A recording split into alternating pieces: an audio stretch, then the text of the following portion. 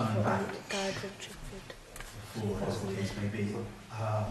So when Maghrib becomes about 7:30, 7:35, which I think is actually from next Tuesday.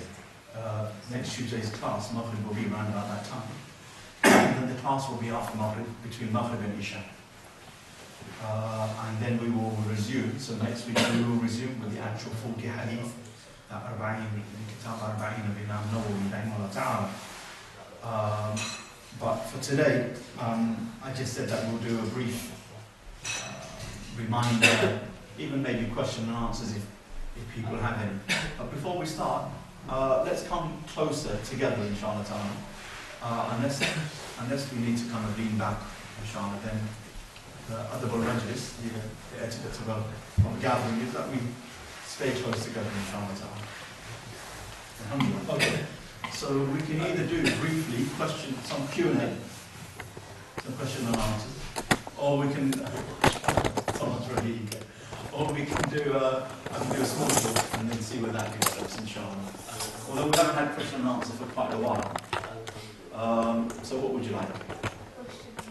Q&A, yeah? Okay. Has anyone got any objections? It means that you have to have questions, okay? Okay. I'll supply the answers, you'll have to supply the questions, inshallah. Okay, let's do questions and answers, inshallah. Okay, anyone got a question? Let's start with you, even though the brother's on my right. Go on, Bismillah. Bismillah. No, go on. Bismillah, you were the eager one.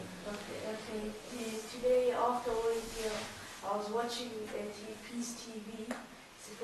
So one Maulana, he said that after the first Jama'ah, in 5 days you pray your first Jama'ah Salah, then what happens if a brother missed that Salah, and if he sees it, then he comes in, and that Maulana said it's makruh to pray the second Jama'ah. Okay. So your question being? Question being, is it true, and if it's true, why should it be? Okay. Yeah, so the question was, the brother saw on a particular Islamic TV program someone saying that if the jama'ah, if the congregational prayer in the mosque has already taken place and is finished, and someone comes in late, then it is makruh, according to this TV program, the person who was on there, it is makruh, disliked, to start a second jama'ah in the mosque after the first jama'ah, which is well known what time it takes place, after the first jama'ah has taken place. Is that right or not? Is that correct or not? Okay. This is a fiqh question, a question of Islamic law. And before I answer it, I want to impress upon you some rules. And these rules that I'm going to mention will apply. Go on. The Prophet Muhammad said, the person who came in, he can only make a jama'ah with a person who has already prayed. Okay, so the person was saying on this TV program that the Prophet ﷺ said the person who came in late can only make a congregational prayer with another person who's actually prayed the congregational prayer. Okay, but at the same time this person said it's makruh. Okay. Maybe you misunderstood him or maybe not. Okay, but that's besides the point. Okay. Because we still have the issue, can the second jama'ah be done or can it not be done? So regardless of what happened on that TV program, regardless of whether you correctly understood it, you misunderstood it, you got half and you missed half, or any other combination, we still are left with the question. Okay, so here is a muqaddamah to it. It's a really important thing. Because this is an issue of Islamic fiqh, 9 times out of 10, 99 times out of 100, there is inevitably going to be a legitimate difference of opinion. Not because the Prophet ﷺ did everything in different ways, Sometimes he did some things in different ways. Or sometimes he allowed things to be done in different ways. Sometimes the Prophet ﷺ says something or does something, and the Sahaba, the companions, radiyallahu anhum, they understand it in different ways. Sometimes the Prophet ﷺ says one thing and does something slightly different, and he doesn't explain it, and it's left for the companions, those who saw him say something and do something slightly different, to reconcile, to square the circle, to make, as they say, tarjih, to harmonize between the Prophet ﷺ saying something and the Prophet ﷺ doing something slightly different than what he said.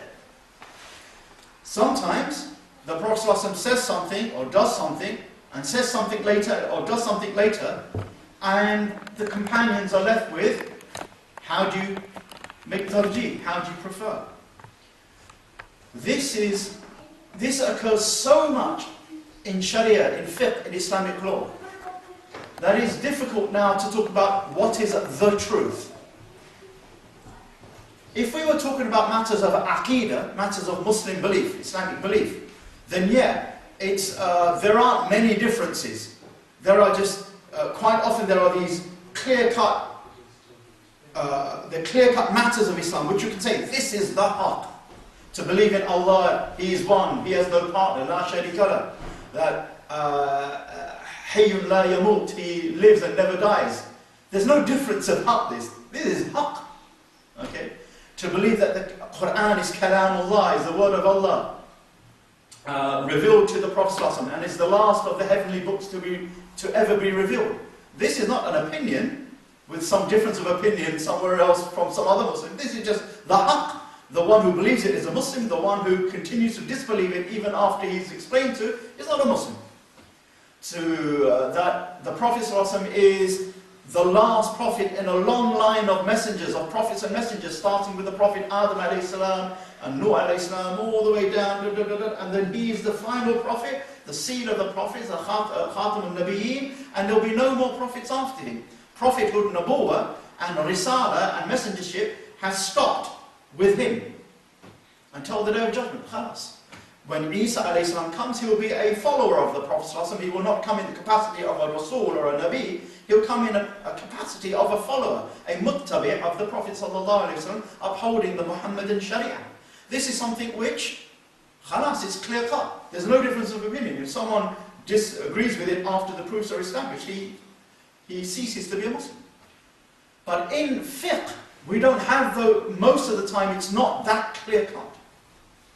So, here is the issue, practical issue. The jama'ah in a well-established mosque, not a mosque by a roadside. This is a jamia masjid where 5 daily prayers take place, Jummah takes place, okay? As opposed to, say, if you go to, for example, in Egypt or Saudi Arabia, and you're traveling long distance between two cities or two towns, sometimes by the roadside there's just this mosque. There's these mosques. They're not 5 daily prayers, probably just open. They're just kind of roadside mosques. If you just happen to be travelling and it's time for prayer, very convenient. I'm not talking about those mosques, we're talking about normally Jamia masjids, which 5 times a day prayer and Jummah takes place. Then, in those mosques, there is generally a set time and a set imam or set imams to lead the prayer. The Prophet ﷺ would commission someone to make the adhan, and commissions that person to make the iqamah, because there was a specific time for the prayer. Not the specific time for prayer time, specific time for the jama'ah, the congregational prayer. And he ﷺ urged the Muslim men, get to the jama'ah. If you're ill, even if you have to be carried on someone's shoulders, get to the jama'ah. By Allah, were it not for the fact of women and children in the houses, those men who didn't come to the jama'ah would burn their house down.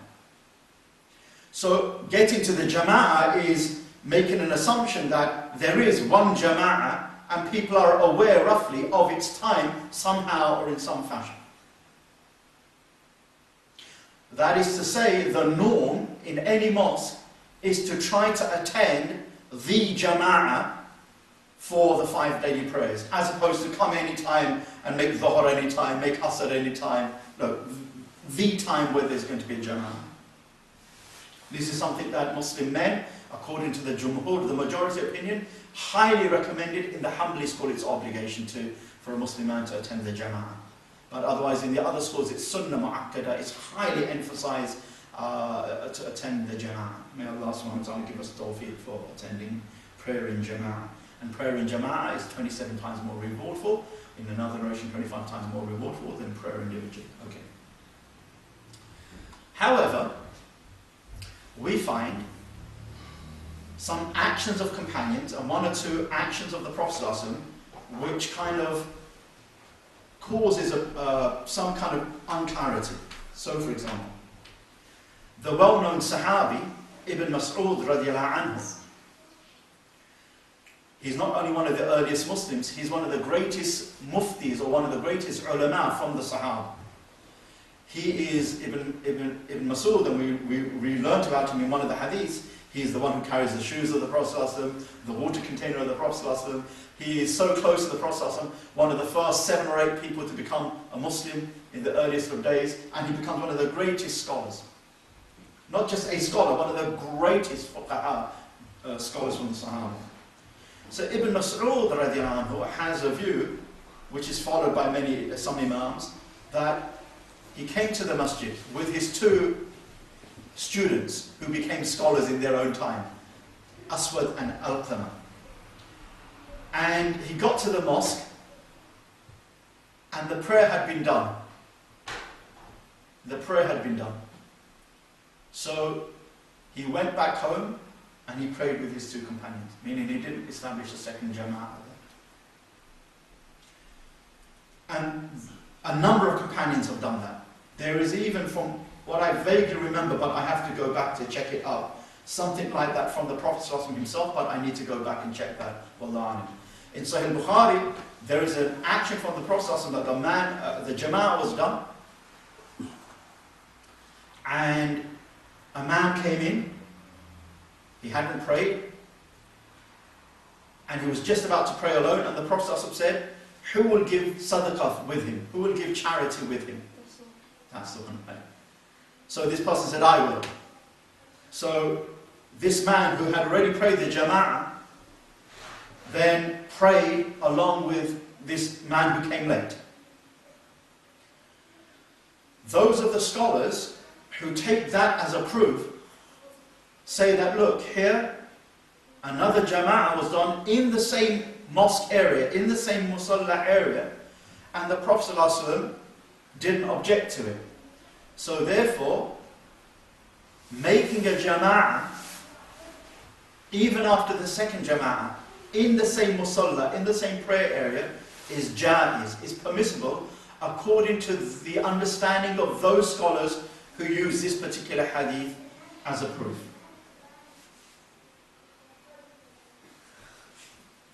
And that is the Hanbali position as far as I remember. However, other scholars have said that, look, that jama'ah that took place with who will give charity to this person, meaning who will pray along with him, let's call it the charity hadith, okay, for our discussion. Other scholars have looked at that charity hadith and said, that's actually not a jama'ah, a fard jama'ah, in the normal sense of the word. Why?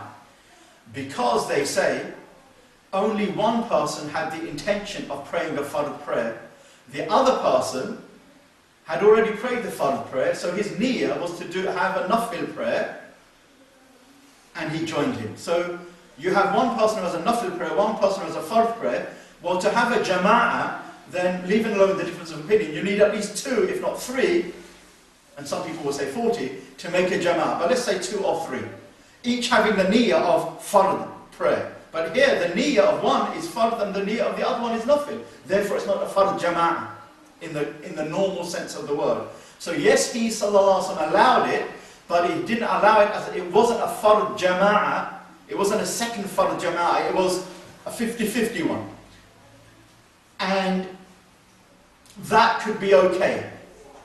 However, since we have a number of companions, and possibly, I have to go back and check, a narration from the Prophet to say that actually they went home and prayed, then other scholars, like the Hanafi scholars, will say it is disliked, or more than disliked, one of the two, to establish a second jama'ah in a mosque that has a regular jama'ah, unless, of course, you're outside of the musalla boundaries.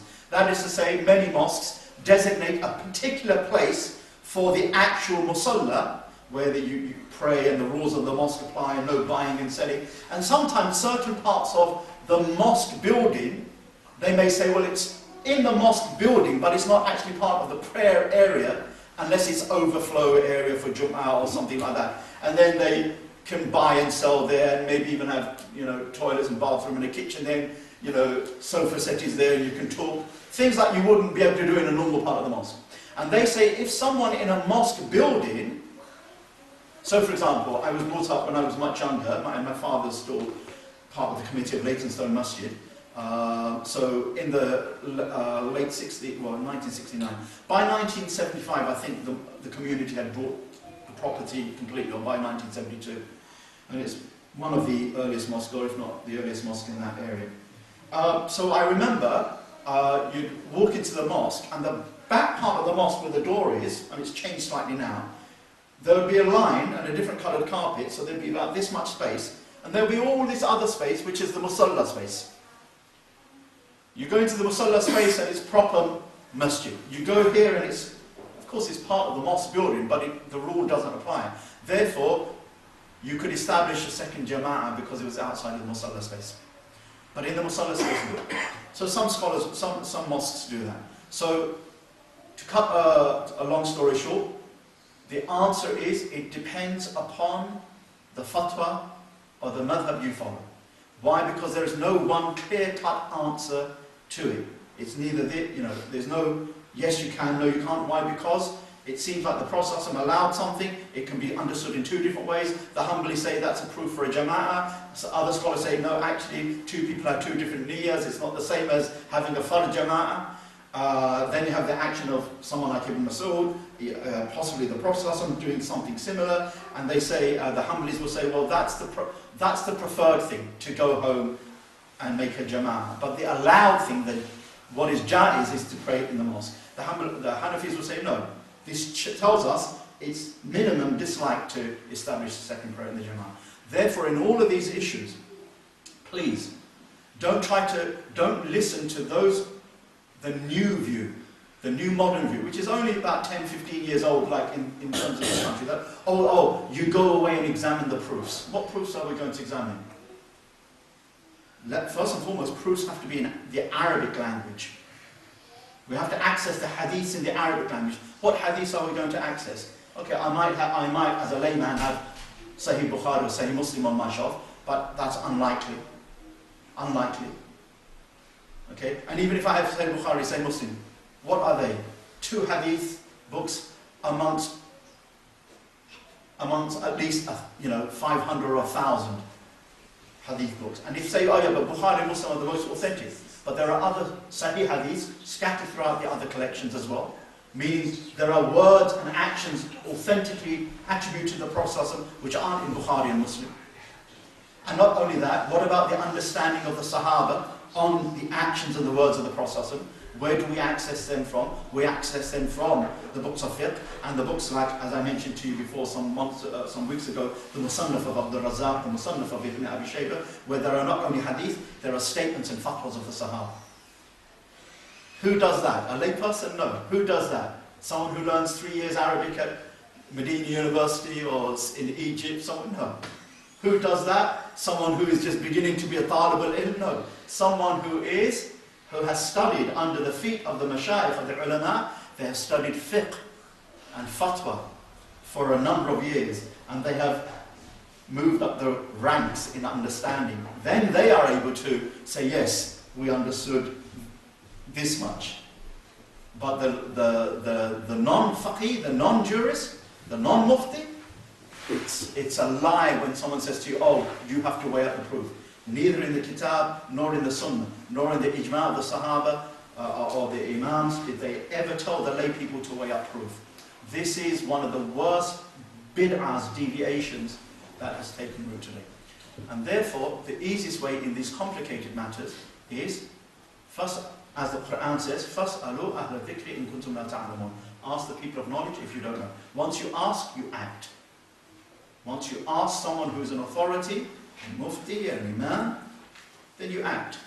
Or you just follow your madhab, that because my madhab has got all the fatwas for this. Alhamdulillah. But those brothers and sisters, I repeat again, who think they can weigh up proofs, they are misguided and misguiding others. They are misguided, dal mudil. Misguided and misguiding others. Sure. But the people with the ilm, there is maybe so many, but everyone has a different opinion. So how can this is the religion? So you need to follow something exactly. It's not about he has the ilm and he has the ilm, but they give you different answer. Yeah. So what you gonna do? And this is the religion. So the question is, what does a layperson do when on any particular mas'ala, issue of religion, when he asks one scholar, the scholar says halal, he asks another scholar, the scholar says haram, he asks the third scholar about the same issue, the scholar might give a different answer. What is a layperson to do? Aqaliyan, from aqal, the layperson shouldn't ask more than one scholar about an issue. Why? Because the Quran says, فَاسْأَلُوا أَهْلُ الذِّكْرِ إِن كُنتُمْ لَا تَعْلَمُونَ. Ask the people of knowledge if you don't know. You ask, if you trust, you ask, and he gives an answer, you make amal upon it. Not let me see what else other people say, because the Quran is not saying that. The fatwas of the Sahaba don't tell you that. And the fatwas of the Imams, the Imam, don't tell you that. To tell you, to say that, oh, you have to. Not you can if you want, but you have to, or you are encouraged to go and seek other fatwas, and then you have different opinions. We look into the books of Usul al-Fiqh from over 1,000 years ago. They have already addressed this question. When a person does not know, when an ami, a lay person doesn't know, or when a non-faqih doesn't know a mas'ala, he asks someone who he believes is from Ahlul Ilm, from the Ahlul Iftah, from the people of knowledge and fatwa, and he asks and he acts upon that. Khalas. And Allah subhanahu wa ta'ala will reward him for his amal. Okay, and the responsibility, the mas'uliyat, goes upon the mufti who makes the answer. And this has happened from the time of the Sahaba radiyallahu anhum ajma'in. Okay? However, what happens if accidentally, I come across more than one opinion without me seeking it? Then the scholars say, either, for example, and this is not just Ibn Uthaymeen's opinion, but I just read it 2 days ago, so it's in my mind. This is the opinion of nearly all of the scholars of Usul al-Fiqh. Either, so you now have 2 opinions, or 3 opinions even, and you didn't seek it, on the same issue. So either you follow the opinion of the one you believe to be most knowledgeable, even if he is not haqiqatan the most knowledgeable, but in your view, he is the most knowledgeable. Or you say, I'm going to take these 3 opinions or 2 opinions, and I'm going to go to another mufti, and he will be the arbitrating mufti for me. And whatever that mufti says of these 3 opinions, that's the one I'm going to follow. That's another way to resolve it. But our scholars say that from the time of the Salaf, no lay person has been encouraged to go and seek different fatwas on the same issue. Why? Because they don't know how to weigh out. If they don't know how to weigh out, to make tarjih, okay, then what is the point in asking all those opinions? Yes, now and again, just like a medical question, that this question I ask my doctor, it's not just a small question about how do I get rid of this little headache, it's some really big question about triple bypass heart surgery. Then in order to get a second opinion to validate it, because it is such a big issue, you can understand that there is no harm in that. So sometimes in religion that can happen, that the sheikh gave me a fatwa, there's something wavering in my soul, then either go back to the same sheikh and say, look, I have some shak and shubha, I have some doubt, something wavering, can you clarify it? Either he can clarify it, or you go to someone else who can clarify it. But not every time on those big things. Because Islam is practical, amali. Okay? This idea, as I said, believe you me, it's an aqeedah point. It's an aqeedah point. Those who say that the layperson, the amat al-nas, yani the non-ulama, the non-fuqaha, that they must know a proof, they must know the dalil for a hukum. This, according to the ijma' of Ahl Sunnah wal Jama'ah, qadiman wa hadithan, is a bid'ah of the Mu'tazila. It's a deviation of one of the 72 misguided Muslim sects. Understand this. If someone wants to know some basic proof, there is no harm, even if he is a layperson. We're talking about, no, you cannot act upon the fatwa until you know the dalil. Whether you're talking about Imam Ahmad himself, whether you're talking about the great Imams Abu Hanifa and Malik themselves, they have said that for the layperson, they have no connection with dalil. If you look into the tafsirs of Qurtubi, tafsir of Ibn Kathir, they'll tell you there's an ijma' that taqleed, meaning accepting the fatwa or the answer from a scholar for the layperson without knowing the proof is jaiz. If you look into the modern day scholars, okay, barring Sheikh al-Albani, who's not too clear on this, Ibn Taymiyyah, Sheikh al-Shanqiti. Why? We don't take the modern scholars over the classical scholars, but we're just showing you across the board. Across the board. But today, a big deviation has happened, and you'll find many of these people, they have no connection with Sharia knowledge. And they themselves are the worst blind followers. Because the way that they tell us to follow the proof, but the way that they blindly follow their sheikhs. Otherwise, imagine, if I need a proof for everything, how do I know the hadith in Sahih Bukhari are even sahih? Did I check the chains? When Sheikh such and such says to me, okay, you have to know the proofs. Where is the dalil for knowing? Where is the dalil from that Sheikh? Where is a proof from the kitab or the sunnah or the amal of the sahaba or the salaf that the layperson must know the proof? Rather, there is a consensus that they don't need to know, because we have to just get on with life. Otherwise, I'll put it to you. Where is the dalil that to use the water that comes out the tap now? I want to make wudu for prayer. So I go to the bathroom, and there's the tap. Where is the dalil that water is allowed for wudu? Of course, we know it's allowed, but where is the dalil? Are we now saying you can't make wudu from that water or any water tap until you know the proof? No wudu, no prayer. Okay, this is how serious it gets. I have seen many men and women, young men and women especially, but older men and women, they don't do an action on something which is far for them to do, because they said we don't know the dalil behind it. Including some sister who didn't bury her father for more than 6 days because she was told by other Muslim sisters what is the procedure of janazah and burial. But then one sister said to her, but oh, you don't know the dalil. It's haram to act unless you know the dalil. She thought, dalil, proof? We just act. And when myself and another sheikh in the local area, this is many years ago, 15, 18 years ago, we said, SubhanAllah, you should just bury the father. It's the haqq of the father. You bury him straight away.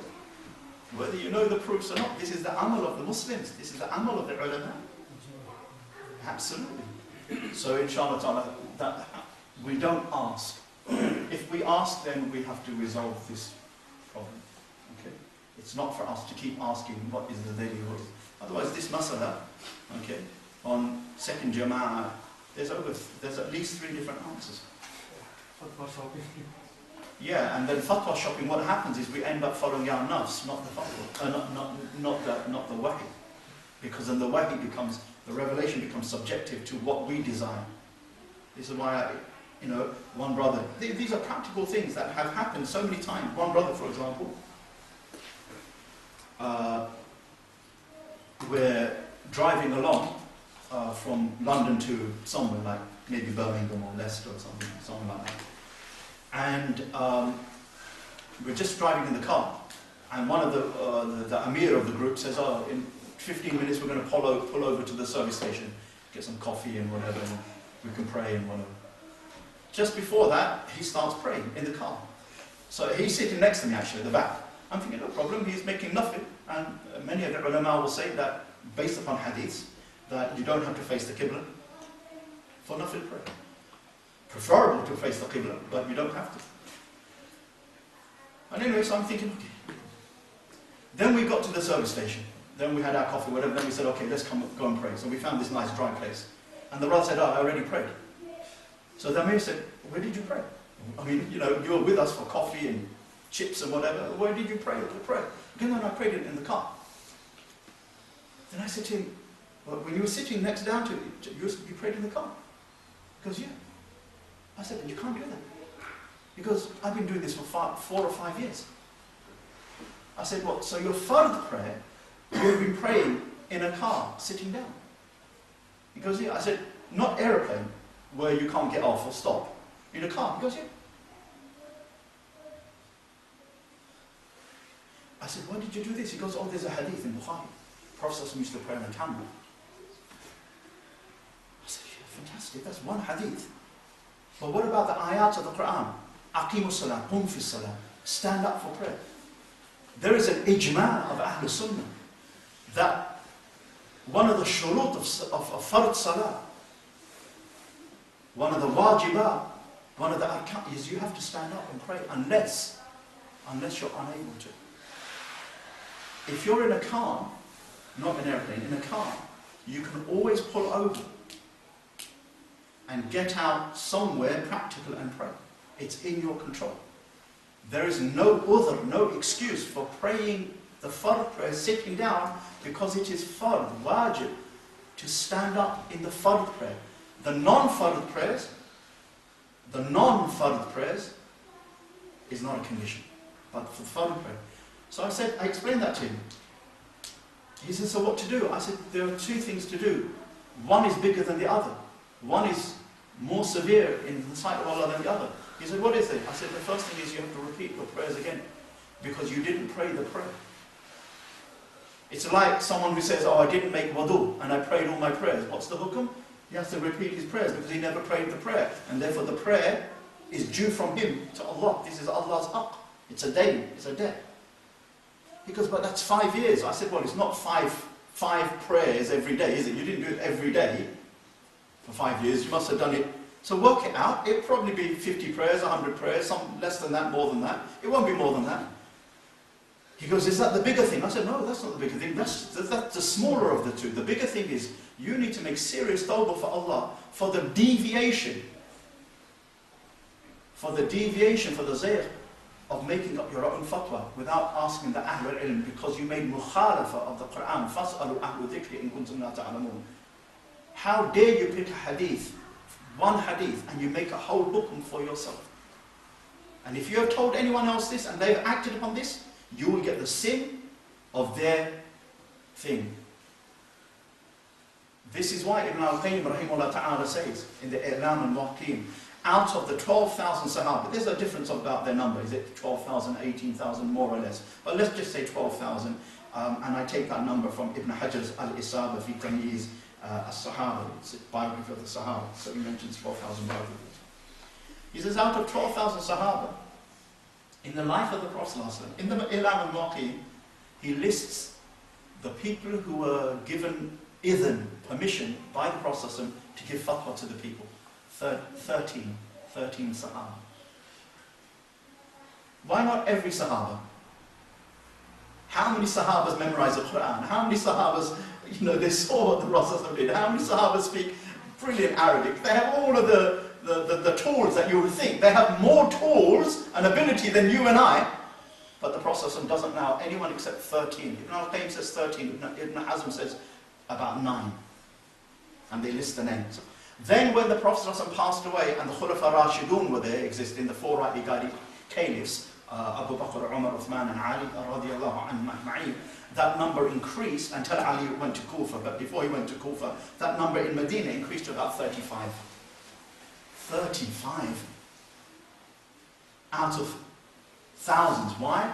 Because there's a difference between having knowledge of your basic, this is salah, this is zakah, this is khamr, we don't drink khamr, this is khinzir, pork, we don't eat pork.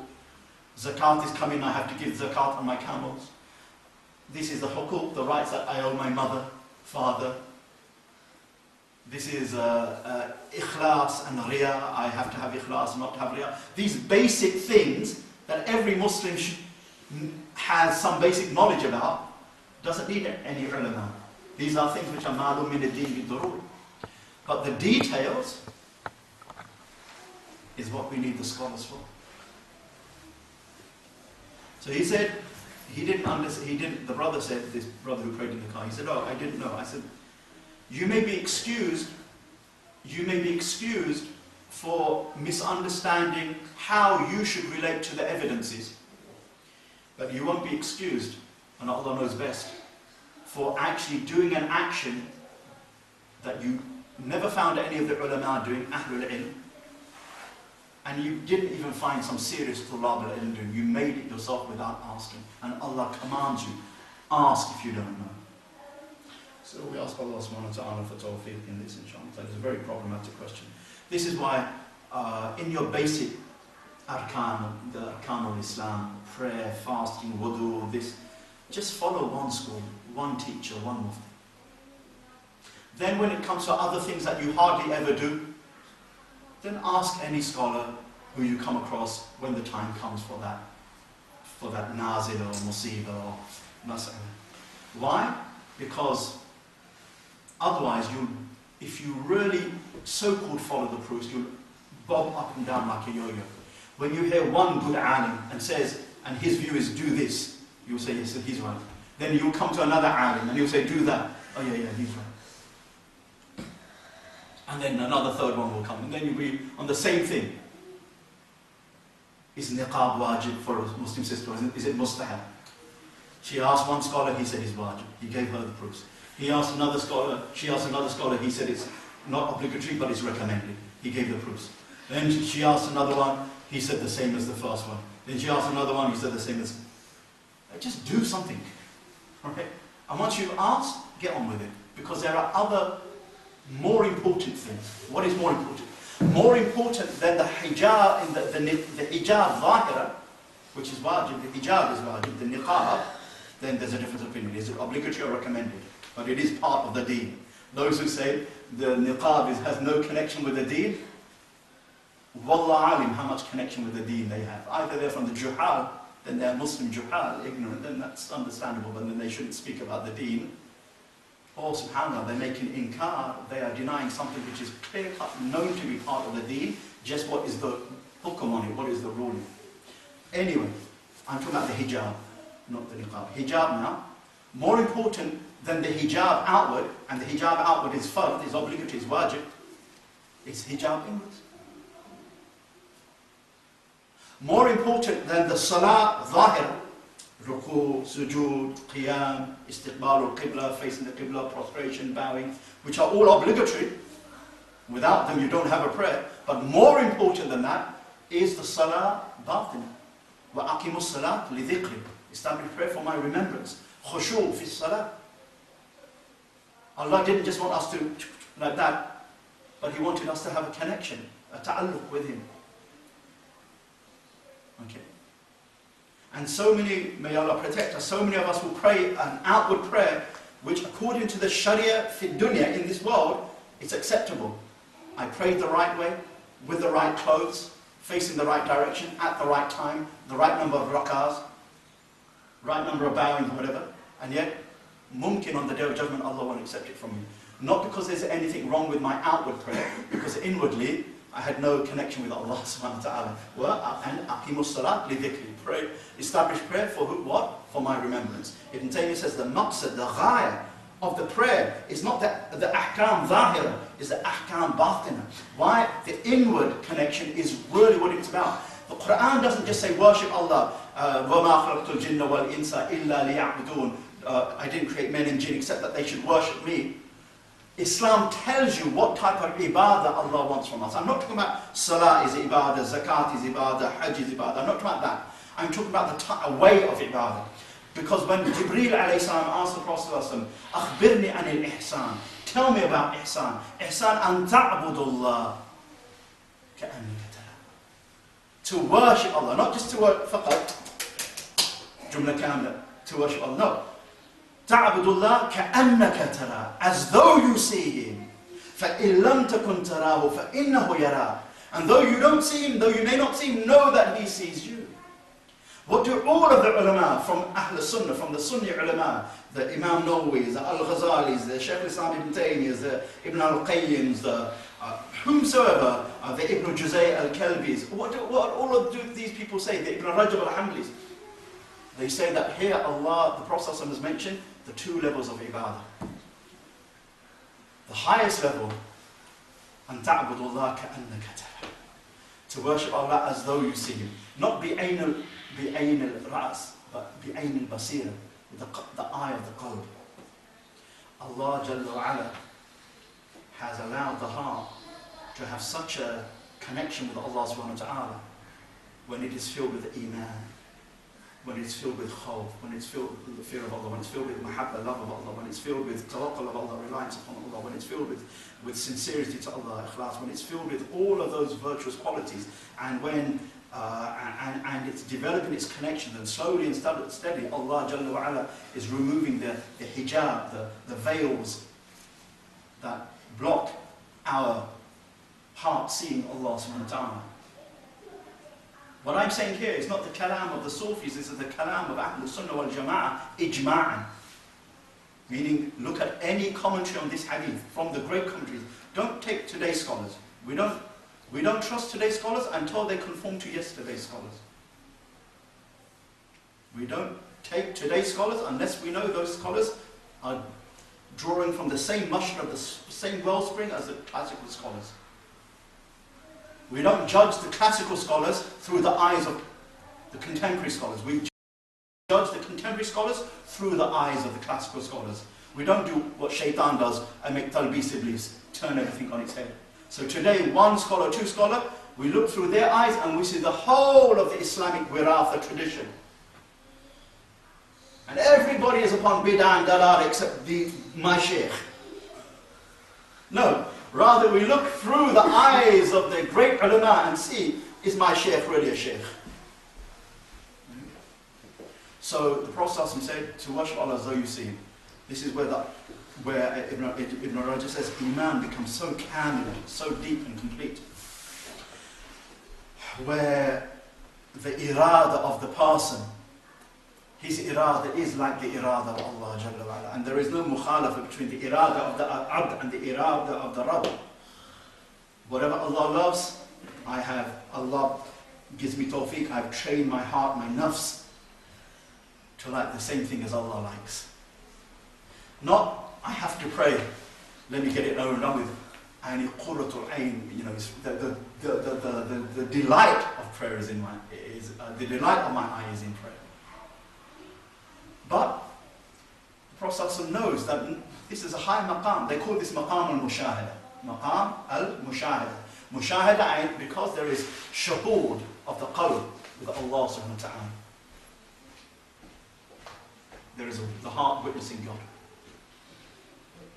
This is why the Prophet says, my eyes sleep but my heart doesn't. Then he said, he knows that people can't get to that maqam, that station. And تعبد الله كأنك تراه فإن لم تكن تراه فإنه يراك. And though you may not see Him, then realize and know that He sees you. And this is called maqam al-muraqaba. Maqam al-muraqaba. Inna Allah ala kulli shay'in raqib. This is where the person is watching over their heart, and the heart is aware that Allah is constantly watching over them. In this state, how can someone do ma'asiyah? How can someone sin when they are da'iman in this maqam, when they are constantly, not just now and again. In Ramadan, I'm like this. When I'm in the masjid, I remember Allah is watching me, He's watching me when I pray. This is good, alhamdulillah. But Allah doesn't want it to stop in the masjid or in Ramadan. He wants that awareness of Allah to be permanent in the heart. To be permanent. So that even in the souk, in the market, even at home where no one else can see me, I still have that awareness of Allah. Not that, mashallah, Abu Aaliyah, he does a lot of ta'at, acts of obedience and ibadah in front of you, but when he goes behind closed doors, na'udhu billah min dhalik.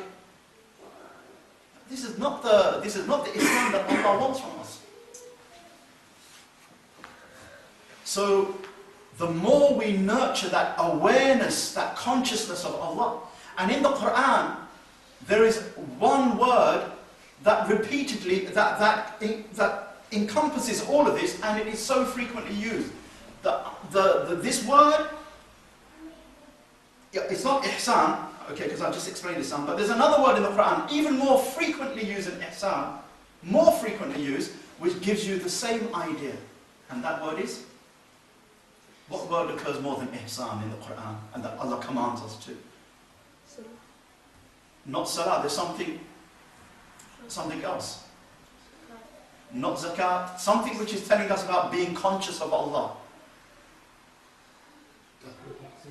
Taqwa. Yeah, muhsinin is ihsan. Taqwa.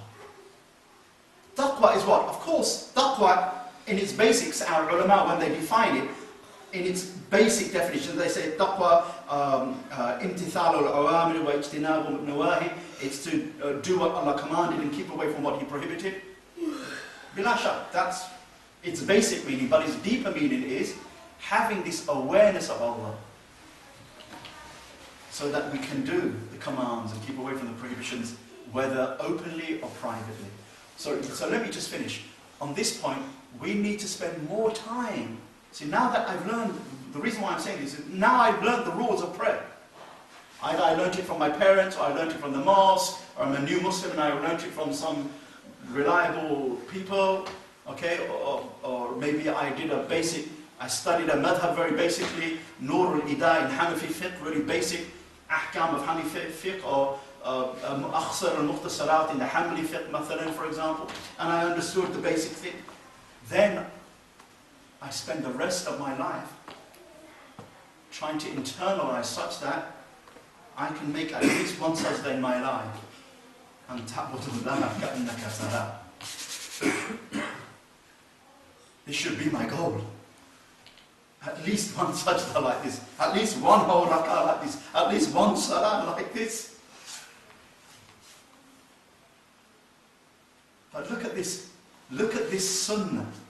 Not, it's a fard, of course it's a fard, it's an obligation. But look at this. The Prophet's prayer. But look, some people, they have distracted us from this.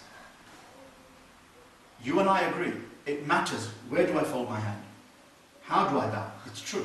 But you and I also know that there are differences. One example. You know Imam Tirmidhi, rahmatullah alayh. He's a student of Bukhari. And possibly Imam Ahmad. Imam Tirmidhi dies in the year 275 Hijri.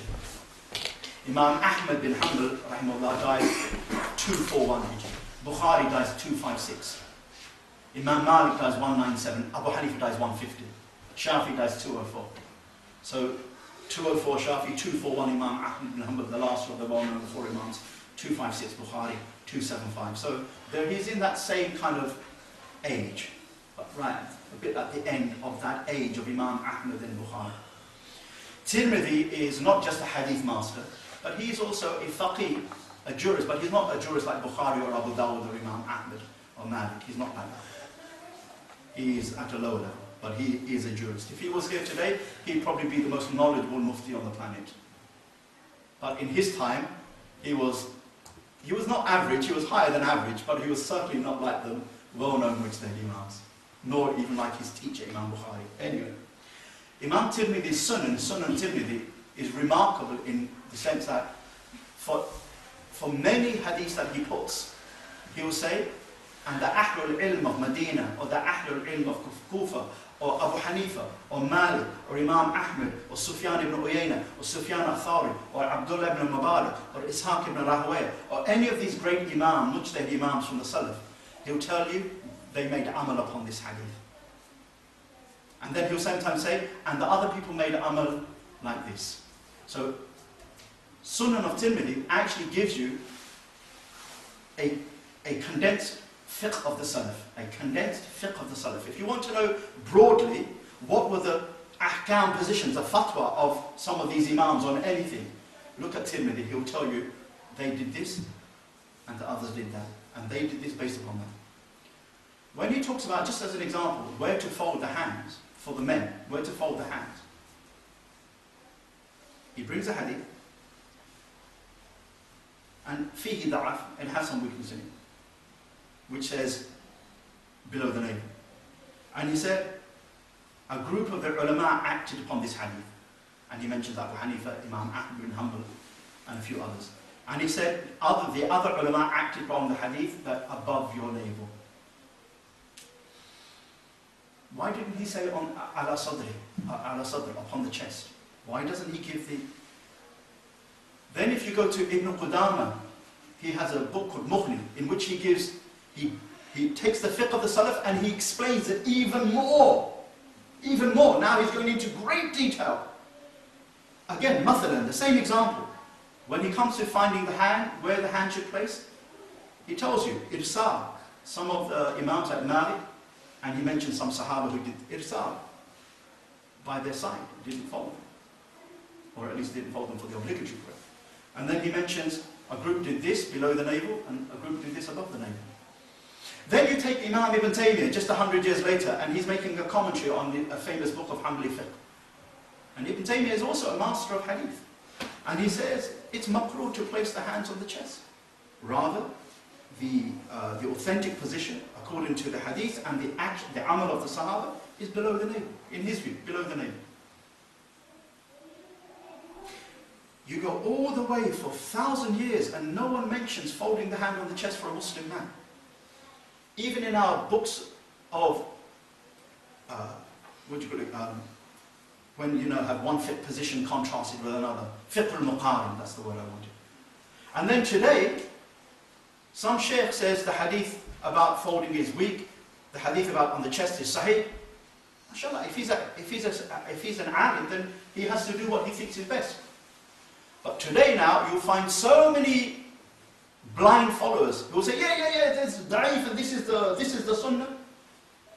And yet, for more than 1,000 years, 1,300 years, none of their a'imma, none of their great imams knew this. They all did the opposite of that. And somehow, some sheikh today, 1,400 years later, he knows the hadith. Now, if the imam, if the alim wants to act upon his own ijtihad because he believes he has reached that level of making ijtihad, bismillah, that's between him and the other ulama. That's between him and the other ulama. Why should I stop him? If he is qualified, he has to do what... But look how in half a generation, the sunnah gets turned upside down on the head. Now the sunnah is on your chest, bro. Even though the word sadr in classical Arabic language means anything from the belly button to the throat. And yet, but the more important point is, where is the amal? We don't follow hadith, we follow the salaf. We don't follow hadith. Otherwise, there is the hadith. I have been ordered to fight. I have been ordered to fight mankind until they say La ilaha illallah. So why don't I go out in Camp Hall Road and make action on that hadith? I have been ordered to fight and even kill mankind until they say La ilaha illallah. So let me take my knife and go outside the mosque. And do you believe in La ilaha illallah? No. Qatl. But you and I know that's not the ma'na, the meaning of the hadith. How do we know the meaning of the hadith? From how the companions and the Sahaba and the Salaf understood it. But now, today, someone is saying, look, the hadith is there, it's clear. How is it clear? You're the shaykh, you made it sahih, but so many other shuyukh, huffaz, masters of hadith, who came before you, who are far greater than you. they made the hadith not sahih. I would rather follow, if I'm going to follow anyone blindly, I would rather follow the great majority who knew the hadith inside out in their memory, rather than they have to look it up in a book. Imam Ahmad ibn Hanbal, Abu Zur'a said to Abdullah, Imam Ahmad, son, your father memorized alfa hadith, 1,000, that's a million hadiths. We don't know anyone on this planet who had made hifz of so many hadiths as Imam Ahmad ibn Hanbal. And he was also a faqih, a mujtahid. If it was a valid position, we would at least find it in Tirmidhi, or the Mughni of Ibn Qudama, or the Muhalla of Ibn Hazm, or the Majmu' of Imam Nawawi. Those are the books in 20 volumes which discuss the various opinions of the great Imams and their adillah. But we don't find these things. That is because we, the lay people, have lost the principle. Ask the qualified scholars, okay, and trust that Allah preserved this deen. He didn't make the ulama forget nearly important sunnahs only for one alim to know something that no other ulama mentioned. And I stress this to you, brother, because look at the havoc it will cause. If I know 2 opinions or 3 opinions, and this is just on prayer even, on every issue of prayer, you know, I have no time to eat, no time to work, no time to raise my children.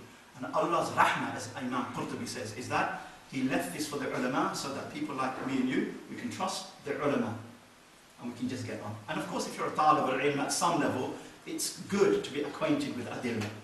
But the layperson doesn't have to be acquainted with the adillah, the proofs. Because what do they know about proofs? They don't know the language of the Sharia. They can't access the books. Even if they have the books, they don't know that they don't have the miftah, the key to unlock these books. Allah knows best. You know, there are so many, as I said, I can't tell you how many, I won't say when, but not long ago, some sheikh, but obviously he's not a sheikh, but he has been and studied in some Islamic university somewhere, but he probably didn't complete. He comes out and he tells a couple in the London area, because they phoned this couple, this husband phoned me and he said, look, I've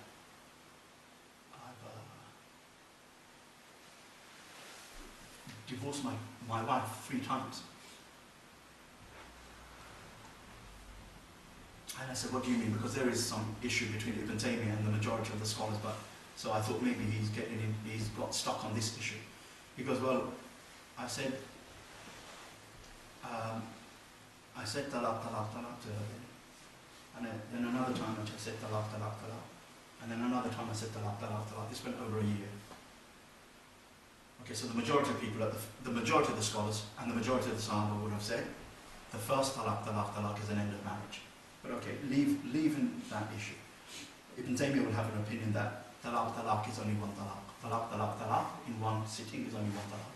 So his view is that actually 3 talaqs have happened over that 1 year. Even though the first people will say no, it happened in the first time. And inshallah that's correct. It happened in the first time. Even Ibn Rajab al-Hanbali, rahimahullah ta'ala, a tilmeed of Ibn Taymiyyah, or a tilmeed of the tilmeed of Ibn Taymiyyah, has a nice rad on his shaykh about this. There's no doubt, inshallah. Anyway, but he didn't do that. He did 4. So he's somewhat other time, talaq.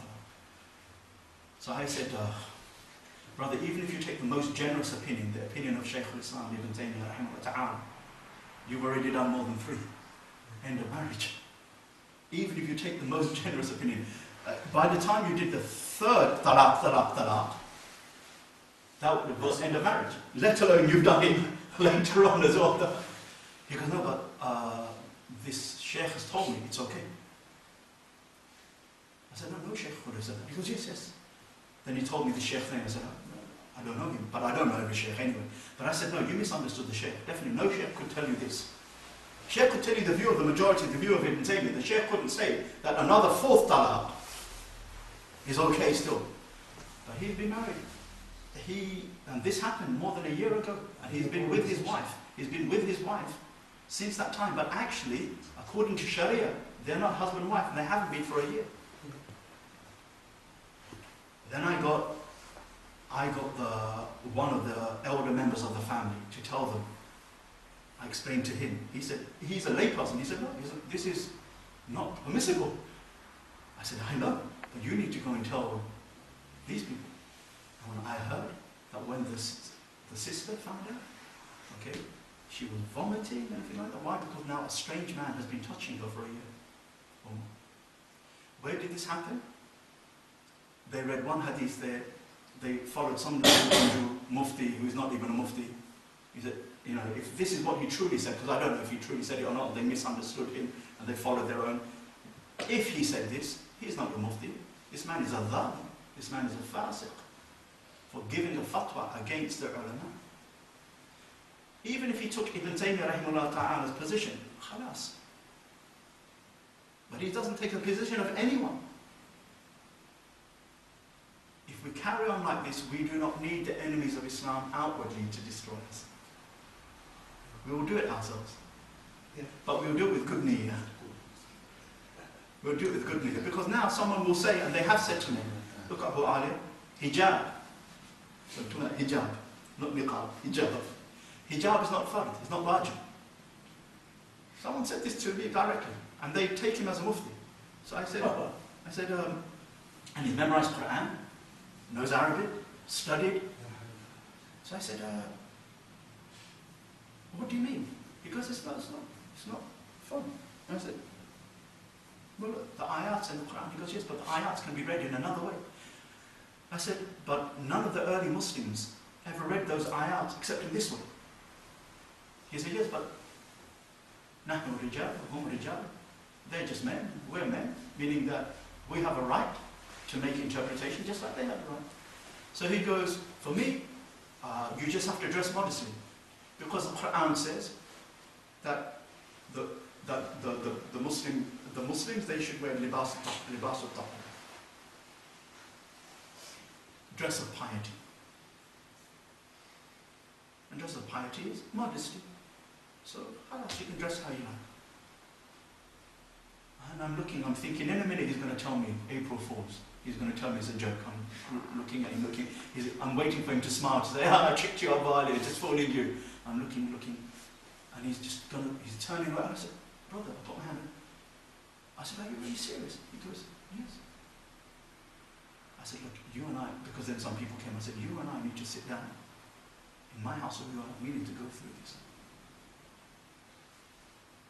Once you start down that road of breaking the traditional fiqh,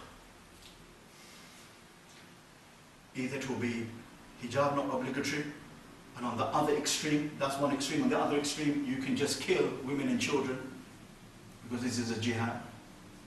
You'll always, and if you ask them both, they both have their adillah. But we're not looking for adillah, proofs. We're looking at the fahm, the understanding of those texts by the great masters. It's really important. Otherwise we begin to destroy something. Sorry about that long thing. I do repeat this regularly. Why? Because the majority crisis we have is the crisis of religious authority. The crisis of religious authority. Who speaks religiously on behalf of the Muslims?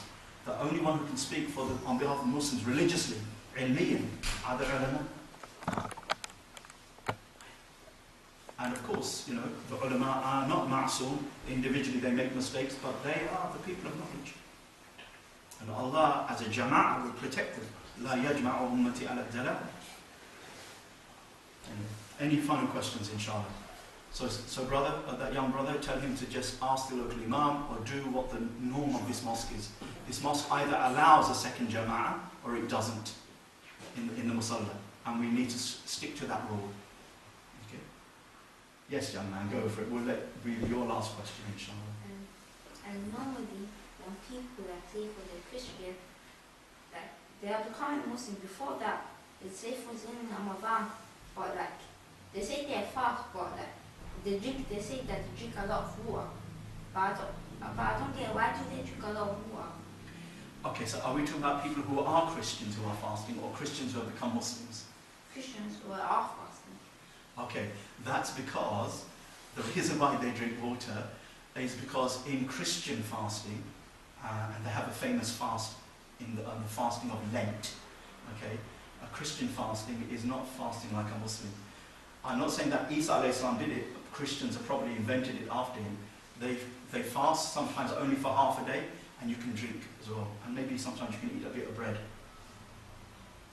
So it's not really fasting. Okay.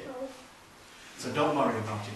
And the other thing is, as you know, young man, the Christians have got a little bit more problem than the way they fast. There are other bigger issues that the Christians have, inshallah.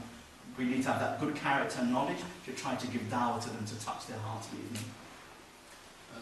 My question is, did he, Bismillah is the ayah with the Surah Al-Fatiha? Jayyid, and as you know, Sheikh, there is a khilaf amongst the ulama on this. Imam Shafi and a group of the Salaf say Bismillah is an ayah, and you have to then pronounce it in the Fatiha, and the other three ulama mujtahid, and the majority of the mufassirun, not the majority of mufassirin, because actually the majority of the famous mufassirun are Shafi'is. Okay, Ibn Jarir al-Tabari, Ibn Kathir, okay, al-Baghawi, famous mufassirun. But the majority of the ulama will say Fatiha is not an ayah of Surah Fatiha, it's like a fasl, it's like a distinction between one surah and the other. And therefore one doesn't recite Surah Bismillah as part of Surah Fatiha. But the Shafi say yes. And mashallah, there's proofs on both sides. Just to let you know, Imam Ibn Khuzaymah, rahimahullah ta'ala, he died in year 310 or 311 Hijri. So 1100 years ago. He writes a book on, is it Ibn Khuzaymah or someone else? One of the early Imams. He writes a book to say why Fatiha should be recited as part of why Bismillah should be recited as part of Fatiha. And he writes a big thing. And then, later on in his life, he writes another big thing to say the opposite view. So what about in the Quran, there's in the Surah Al-Hijr, Allah said He gave 7 ayah in the Quran and read regularly. That's because... So if the Bismillah is not the ayah, so... Yeah, that's because... So how many... No, there is the one surah and surah in Quran no, 7 ayah? No. Fatiha is the Sabr Mathani, is 7. But the last ayah, okay, the Shafi'is will divide it into one way. Okay, if you look, okay, and the others will say no. Actually, that one ayah at the end, that the Shafi say is one ayah, the other people will say it's 2 ayats. But no any mashaf or any juzu, I have never seen they do like this one. The only is 7 with Bismillah. I have never seen on my life. I mean, like you said, there's division on that long ayah, it divide 2. I have never seen. I don't know if there's someone here can correct. Let me go home, and next time I'm here, and if Brother Shafi reminds me, I'll either bring a mushaf like that or at least take a picture of it, inshallah. Maybe it would be only one. And it's not famous. No, the issue is this. The jumhur of the ulama say Bismillah is not part of Fatiha, and the minority say Bismillah is part of Fatiha, and it's a difference that even goes back to the time of the Sahaba radiyallahu anhum ajma'in, and so it's not a problem one way or the other, inshallah. I was one day in